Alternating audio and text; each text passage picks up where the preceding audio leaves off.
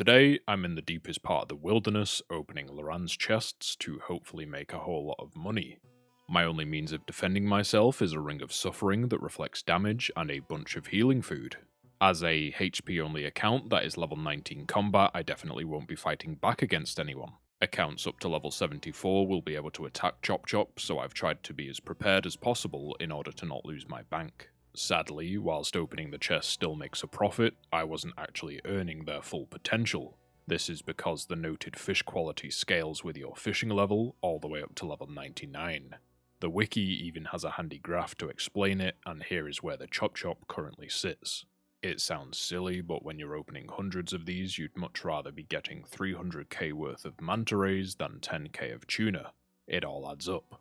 Having only 75 fishing, it seemed using this method to get rich quick wasn't going to happen anytime soon.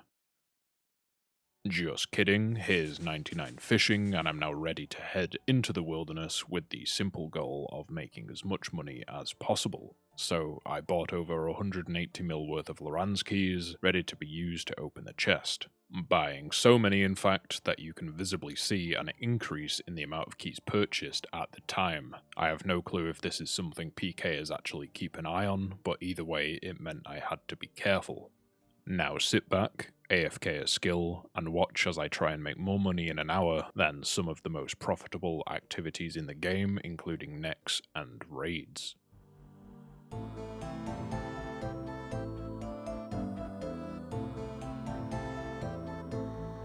On the Larran's chest drop table, there is a 1 in 256 chance of receiving some Dagonhai robes. Whilst these result in a profit from using the key, you are given them unnoted, meaning you slowly begin to run out of inventory space the more you obtain.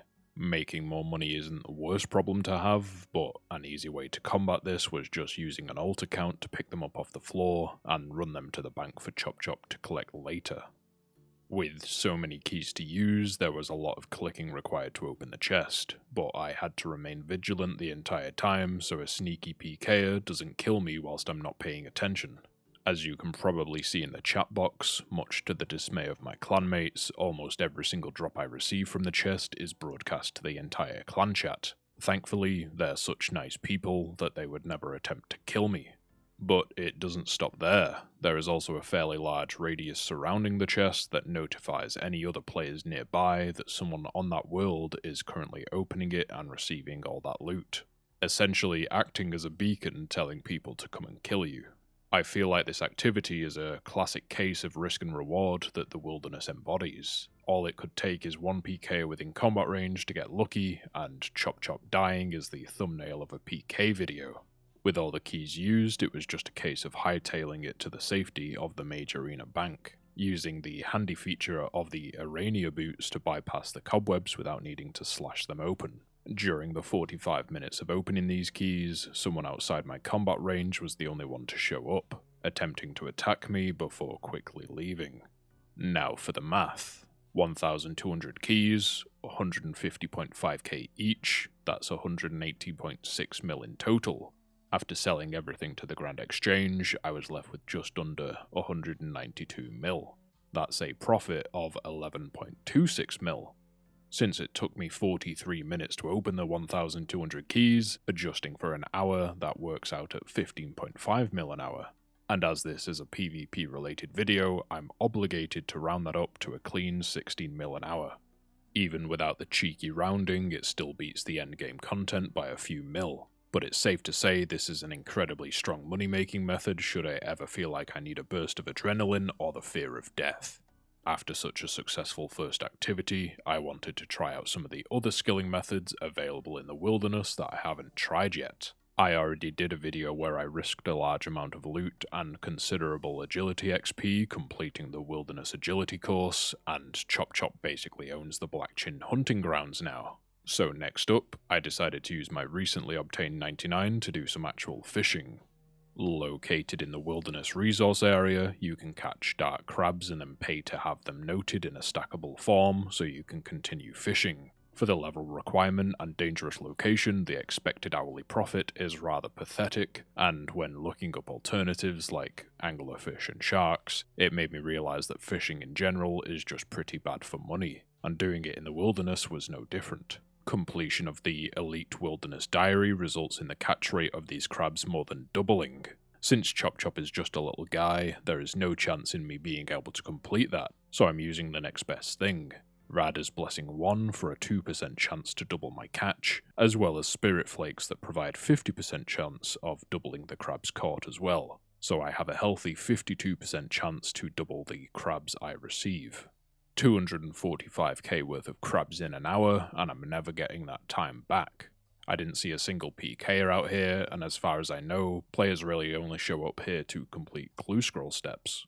Next on the list is runite mining in the wilderness at the spot found north of the lava maze. Now, if you've ever tried to mine runite, you probably already know they're swarmed by bots, showing up just in time for the rock to respawn, then disappearing off to the next world. And the only difference with the ones found in the wilderness is you can kill them if they get in your way. In order to combat this, an old friend was brought out from cold storage in order to bully some bots.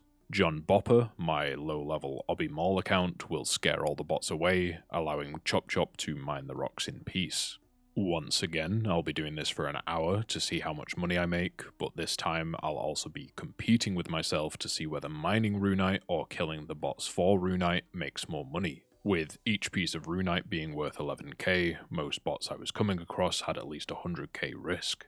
My two accounts worked well together because it made finding the ore quicker and also let me find more bots to kill. Using rune knives to chase down and kill the bots looked weird because the animations kept stacking up, making me look like I was further and further away from them whilst I was still being able to attack. In some cases, I was just sniping them with the knives.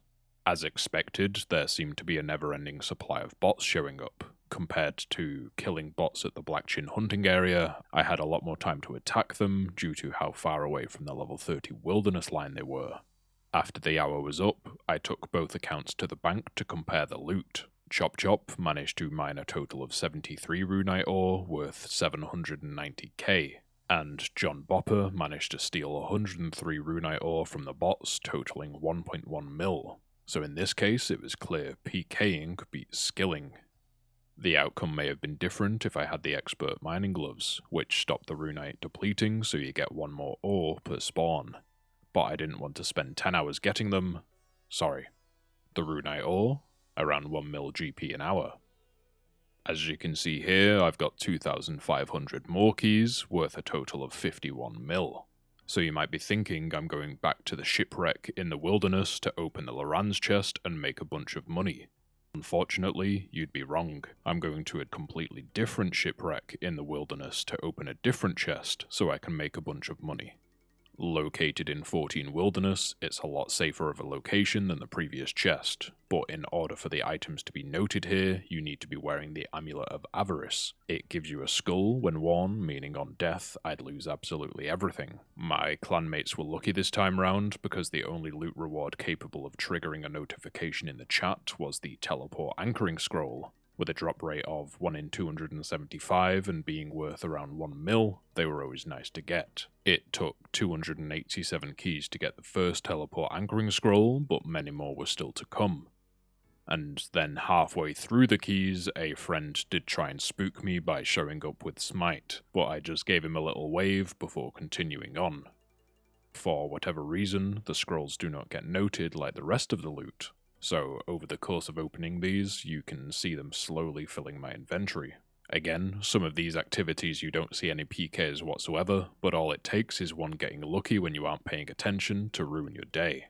For the 2,500 keys I had, it took an hour and 46 minutes to open them all, and it was a whole load of clicking once again. After selling all the loot and slow selling the teleport scrolls, I ended up with 13 mil of profit, equaling 7.8 mil an hour. Compared to Larran's, a lot easier to buy a large amount, you're risking less and still making a decent amount of GP. In my opinion, ChopChop is well and truly conquering the wilderness. We won't talk about the bosses for now, but I'll get there, I promise. Last but not least was thieving from the rogue's chest, and for this one I had to get rather creative. That's because ChopChop currently lacks the level to steal from the chests, so I called in my trusty maxed main to do the thieving, and I'd then drop the loot for ChopChop to pick up. A lot of effort for not much payoff, but hey, that's what I do best. And even if he could, having no protection prayers, he wouldn't last very long. For some reason, they have every single NPC spamming the same line of dialogue whenever you steal from a chest, so I used Entity Hider to remove them so you can actually see what's going on. There is a strategy that involves lowering your health and then dying to the NPCs to prevent a PKer from getting your loot, but with ChopChop picking it all up, this didn't feel necessary. There was this one time where ChopChop did get attacked, but then the PKer switched to trying to kill my main that they couldn't attack, which allowed me to log out on ChopChop, another easy win for him. And here's where it all started to go wrong. 2 PKers in cheap gear attacked my main, I run to the castle in an effort to escape, almost killing one of them straight away, but during this, a pure clan also shows up and begins to attack everyone. Eventually, one of the original attackers dies, and I receive about 100k worth of loot in a loot key. And here is right where I make the biggest mistake of my life, and I'll leave it paused on this frame for a second to see if you can spot the problem. I tried to click the guy attacking me, instead clicking the hitbox of someone stood under me, causing me to become skulled, eventually dying for 67 mil. It received quite a reaction in the clan chat as it broadcast my shame, and it was clear that this death wasn't flying under the radar. It also turns out the guy who got kill credit is the same person I killed, so most likely he was sat in Lumbridge when 67 mil just showed up in his inventory. Now for the numbers. I received 1 million loot from the rogues chest, so the profit here works out to be negative 66 mil per hour.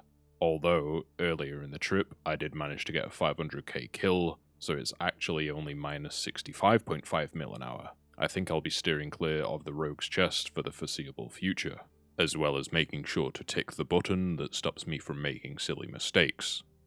As penance, I also went to Vorkath until I made the 67 mil back. I've made quite a bit of GP the last few months, so what's it all going to be used for? Besides the obvious answer of spending it on skills like Herbler and Construction, there is one other goal I do want to work on. Agility, Hunter, Mining, Fishing, and Proxy Thieving were all successfully trained in the Wilderness.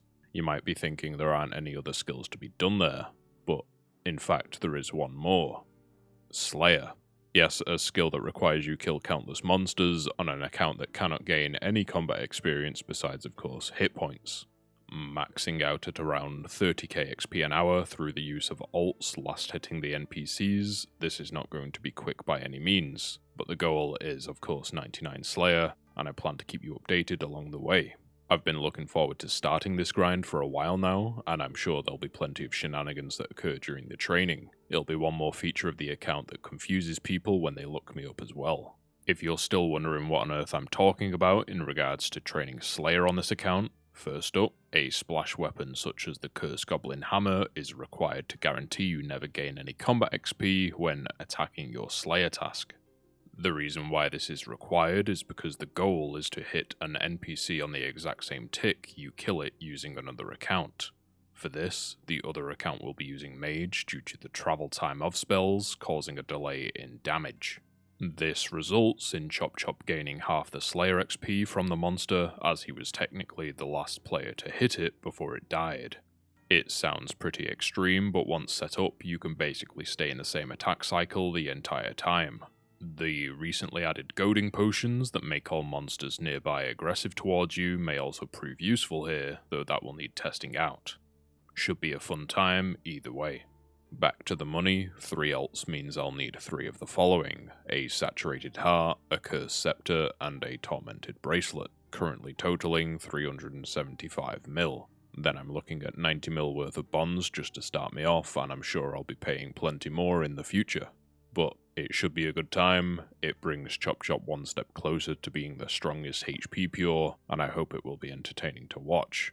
So be sure to subscribe so you don't miss out on the progress. I'm most likely going to be slaying for a long time, but if you have anything else you want to see ChopChop do, please let me know. If you hunger for more ChopChop Wilderness content, be sure to check out the insanity of hunting black chinchompers in the wilderness. Some moments are without a doubt the most fun I've ever had on this game, and I was attacked a silly number of times during the video. See you around.